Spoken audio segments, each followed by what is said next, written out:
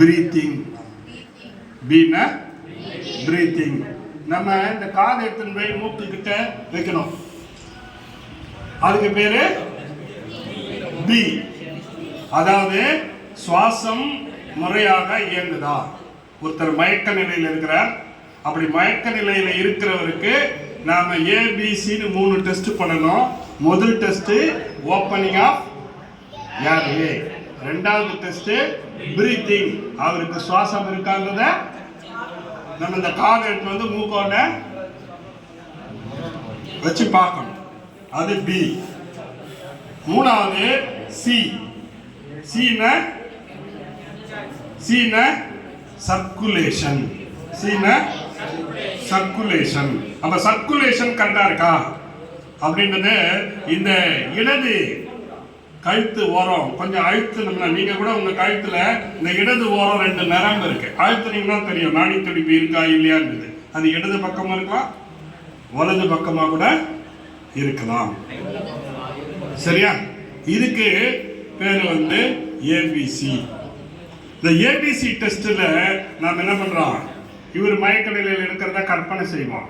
தம்பி தம்பி அப்படின்னா இவர் பதில் சொல்லல, ஹலோ யாருங்க நீங்க, ஹலோ அப்படின்னு சொன்னா, அவர் பதில் சொல்லலைன்னா he is in danger, அவர் மிக மோசமாக பாதிச்சிருக்கிறார். இல்ல அவர் வந்து என்ன பண்ணாரு, என்ன தம்பி ஒன்னும் இல்லை சார், அப்ப இஸ் ஆல் ரைட். இப்பயே அதாவது என்னன்னா 2 வேலை செய்யணும். 2 வேலை என்னன்னா, இப்ப இவர் ஒன்னும் இல்லைன்னு பதில் சொல்லிட்டாருன்னு வச்சுக்க, இஸ் நாட் இன் டேஞ்சர், அன்கான்சியஸா தான் இருக்கிறாரு. ஆனா ஏதோ பதில் சொல்றாருன்னா நாம சொல்றது அவருக்கு கேக்குது. அப்ப கேக்குதுன்னா இஸ் ஆல் ரைட், ரொம்ப மோசமா பாதிக்கல. அப்ப இவர் இந்த மாதிரி மல்லாக்க படுக்க வைக்க கூடாது. அப்ப என்ன பண்ணணும், ரெக்கவரி பொசிஷன், என்னது மீட்பு நிலையில படுக்க வைக்கணும். அது சரி சார், மீட்பு நிலைனா என்ன? மீட்பு நிலைனா ஒருக்களித்து படுக்க வைக்கிறது. எப்படி படுக்க வைக்கிறது? ஒருக்களித்து படுக்கிறது. திருப்பி படுக்கலாம் அந்த பக்கம். இது பேரு ரெக்கவரி பொசிஷன். ஆனா இப்படி படுக்கிறது கரெக்ட் தான். ஆனா அதே நேரத்தில் இன்னொன்னு செய்யணும். இங்க பாருடா, பாருடா,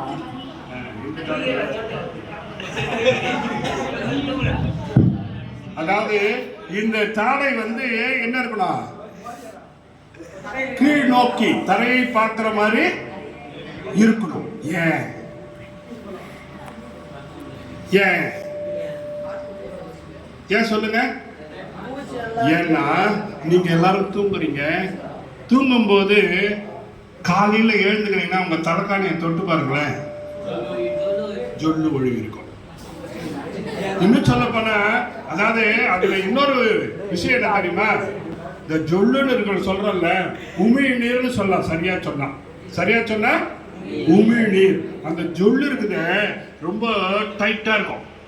அதாவது ரொம்ப, அதாவது என்னன்னா, நாம காலையில எழுந்து எச்சை வெளியே மூஞ்ச விட சட்டுன்னு வெளியில வாயிலிருந்து வராது, குழன்னு இருக்கும்.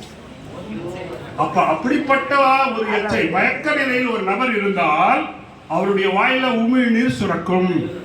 அந்த உமிழ்நீரானது மல்லாக்க படுக்க வைத்திருந்தால் அந்த நீர் தொண்டையை அடைக்கும். அப்படி தொண்டை அடைத்தால் விரைவில் அவர் இறந்து விடுவார். எனவே மயக்க நிலையில் இருக்கின்ற ஒரு நபர் ஏதாவது பதில் உரைத்தால் அவர் மிக மோசமாக பாதிக்கவில்லை, அவரை மீட்பு நிலையில் படுக்க வைக்க வேண்டும். மீட்பு நிலையில் படுக்க வைத்தல் என்பது ஒருக்களித்து படுக்க வைத்தல். அதில் குறிப்பாக அந்த வாய் வந்து அதை நோக்கி இருக்கிற மாதிரி இருக்க வேண்டும். சரியா? அப்படி இருந்தா அதுக்கு பேரு மீட்பு நிலை, ரெக்கவரி பொசிஷன். சரியா? அப்ப இந்த பொசிஷனுக்கு பேர் என்ன? ஆமா, நாம கூட வீட்டுல தூங்கும் போது யாரும் மல்லாக்கப்படுத்து தூங்கக்கூடாது. மல்லாக்கப்படுத்து அதுக்காக மல்லாக்கவே படக்கூடாதுன்னு இல்லை, அர்த்தம் இல்லை.